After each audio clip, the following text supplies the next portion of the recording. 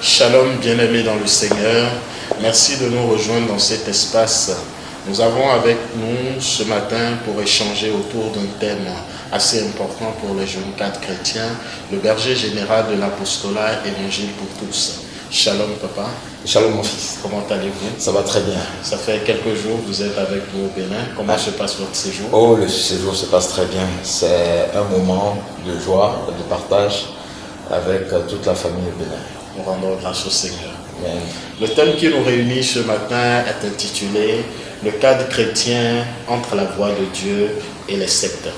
Aujourd'hui, beaucoup de jeunes cadres chrétiens recherchent l'ascension professionnelle, recherchent la réussite sociale dans tous les domaines de leur vie. La question que je m'en vais d'abord vous poser, pour quelqu'un dont on connaît un peu le parcours comme vous, on dira que vous avez certainement réussi votre vie. Comment en êtes-vous arrivé jusque-là? Alors, je rends grâce à Dieu pour ce parcours et je bénis le nom du Seigneur pour avoir été l'acteur principal en fait de cette réussite, on pourrait dire. La parole de Dieu nous dit, si le Seigneur ne bâtit, c'est en vain que les bâtisseurs construisent. La première des choses pour réussir professionnel, il faut comprendre que la carrière professionnelle se bâtit. La carrière professionnelle se bâtit, cependant, cela dépend de la manière dont vous construisez.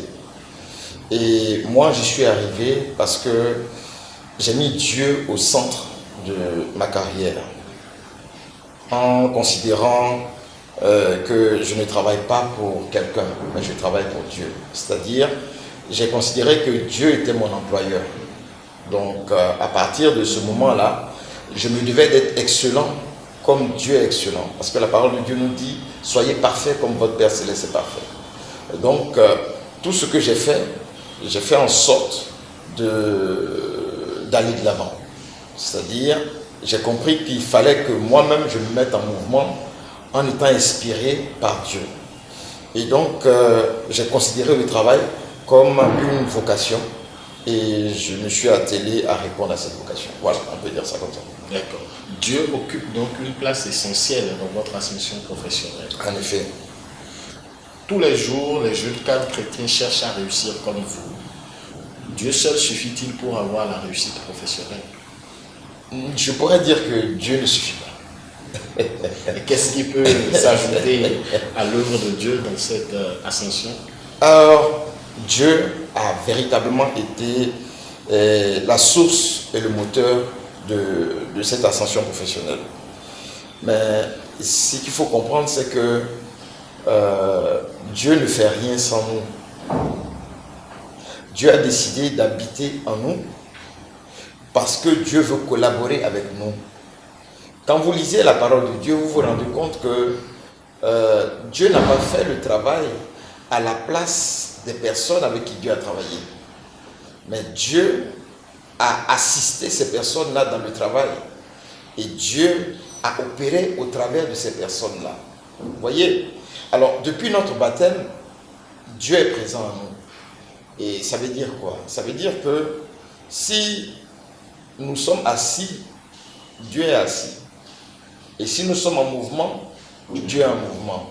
Alors, vous regardez, vous vous rendez compte que Dieu t'assiste lorsque toi-même tu es en mouvement. Et c'est ce qui s'est passé avec Joseph, le fils de Jacob, dans la Bible. La Bible dit que parce que Joseph était présent, tout réussissait dans la maison de Potiphar. Tout simplement parce que Dieu assistait Joseph. Voilà. D'accord. Dans la mentalité de beaucoup de jeunes aujourd'hui, pour réussir, il faut appartenir à tel regroupement ou à telle secte. Que pensez-vous de cette façon de voir la réussite? Moi, je ne crois pas. Puisque tout dépend de ce qu'on appelle réussite. Ça, c'est la première des choses. Deuxièmement, dans la majeure partie des cas, les jeunes chrétiens ne savent pas comment, à partir de la parole de Dieu, réussir sa vie professionnelle. Et c'est la raison pour laquelle ils cherchent d'autres sources pour aller à la réussite. Aujourd'hui, d'une manière générale, ce qu'ils font pour réussir, c'est qu'ils vont jeûner, ils vont prier, ce qui est une très bonne chose, et puis ils vont être assis. Ils vont attendre que tout tombe du ciel. Là, je ne crois pas pour ma part que se comporter comme ça, c'est de la foi. Je crois plutôt que se comporter comme ça, c'est être fataliste. Parce que simplement, comment faire pour réussir professionnellement avec Dieu? Mais il faut d'abord connaître la Bible. Parce que le Dieu que nous prions dit, mon peuple périt faute de connaissance. Donc quand vous prenez ces jeunes-là, pour atteindre le niveau qu'ils ont atteint, pour occuper des postes de responsabilité, ils ont été à l'école, ils ont étudié, ils ont appris, et c'est parce qu'ils maîtrisent le domaine dans lequel ils sont qu'ils peuvent se targuer de pouvoir exceller dans ce domaine-là. Mais on se rend compte que la majeure partie des jeunes ne cherchent pas à grandir dans la connaissance de la parole de Dieu. On se rend compte qu'ils cherchent plutôt d'autres voies. Alors que pour réussir dans un domaine, il faut connaître le domaine. Et donc, pour moi, aujourd'hui, c'est parce qu'ils ne font pas l'effort d'aller rechercher comment on fait pour collaborer avec Dieu au travail, qu'ils ont l'impression que Dieu, il est nécessaire seulement au moment où on prie. Et puis, maintenant, quand on veut réussir, il faut aller encore dans d'autres choses. D'accord. Donc, si je prie, si je mets Dieu dans mon travail, dans mon œuvre pour avoir le travail, la foi chrétienne seule suffit donc pour avoir l'ascension sociale. Elle suffit. La première des choses qu'il faut comprendre, c'est que je ne dois pas être simplement un chrétien le dimanche. La première des choses qu'il faut que je comprenne, c'est que je dois pouvoir développer une intimité avec le Saint-Esprit de telle sorte que le Saint-Esprit m'assiste dans ce que je fais.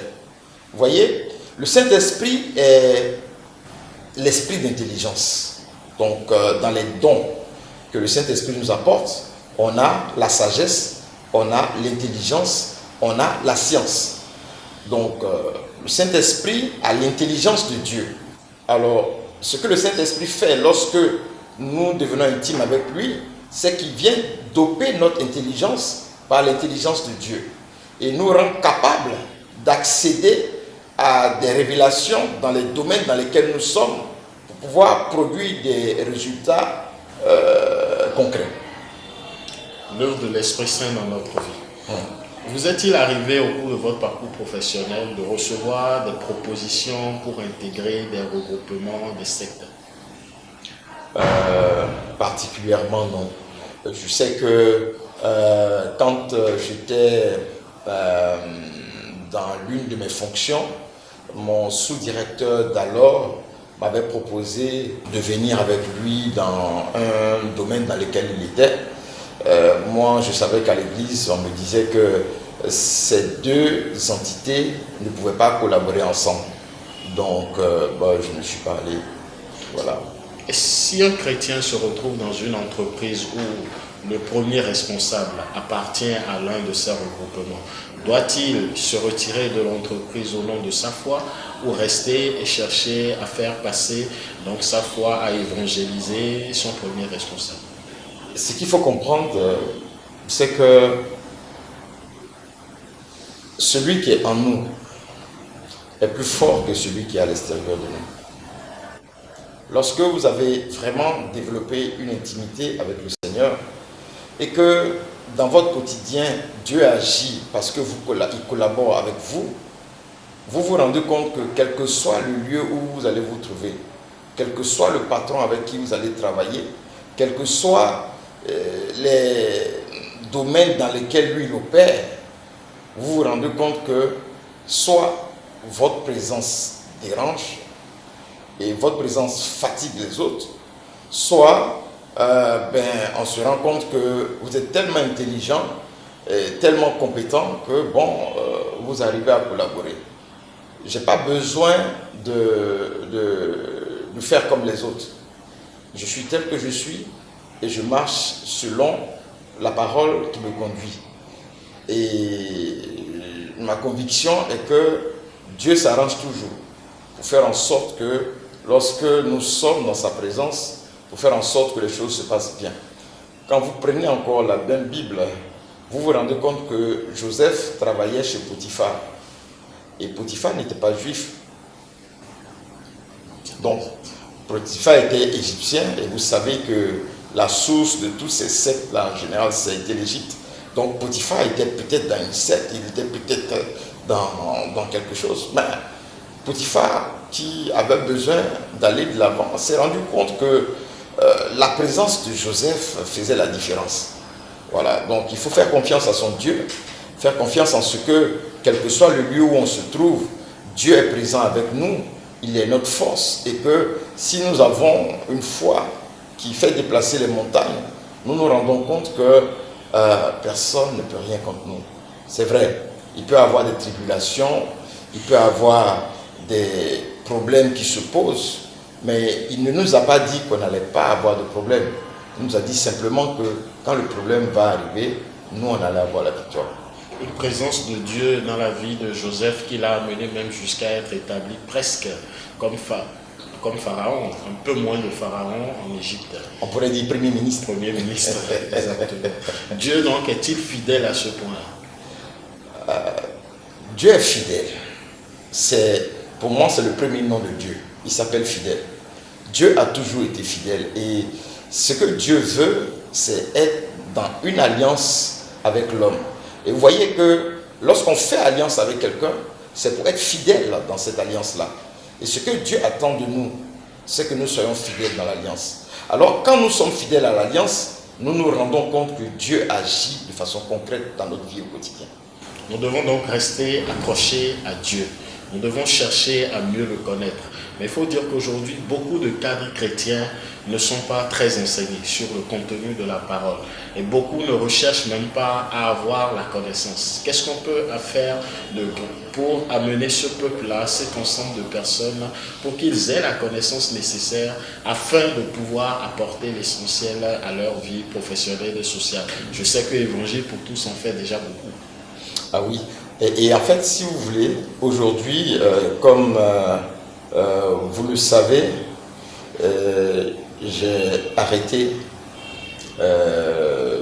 la vie professionnelle pour me mettre à plein temps dans l'œuvre d'évangélisation. Et je me suis inscrit à l'UCAO pour pouvoir préparer un diplôme supérieur de pastoral catéchétique et je finis cette année.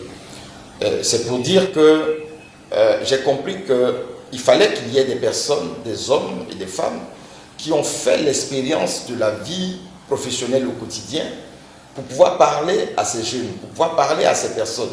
Et quelqu'un qui a fait l'expérience de ce que eux, ils ont vécu ou bien ils vivent et qui est capable de leur montrer à travers son témoignage que Dieu opère quelle que soit la position dans laquelle on est, quel que soit le domaine de la vie dans lequel on se trouve.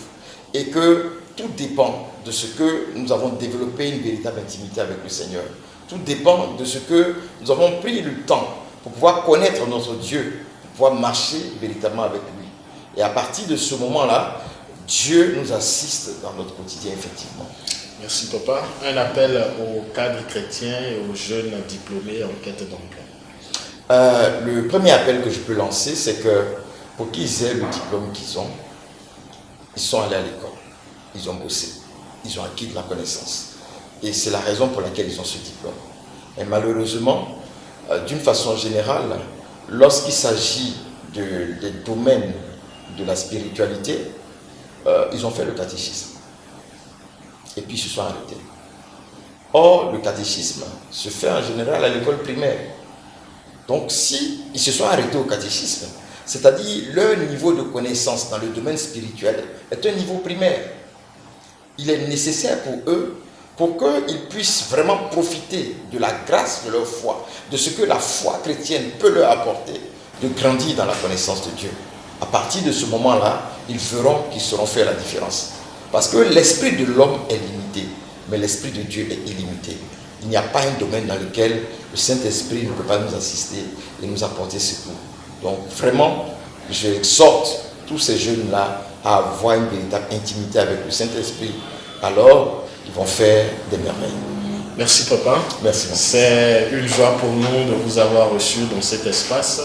Nous sommes très heureux et nous espérons que ce message apportera quelque chose de plus dans la vie de ces milliers de jeunes cadres chrétiens qui sont aujourd'hui basculés entre rester sur la voie de Dieu et aller vers ce que le monde propose. Nous vous remercions et que Dieu vous bénisse. Amen. Que Dieu vous bénisse aussi. Merci. Bien-aimés dans le Seigneur, nous vous remercions d'avoir été avec nous. Nous étions en compagnie du berger général de l'apostolat évangile pour tous, le frère Jean-Baptiste Gervais, qui nous a apporté énormément au travers de ce thème.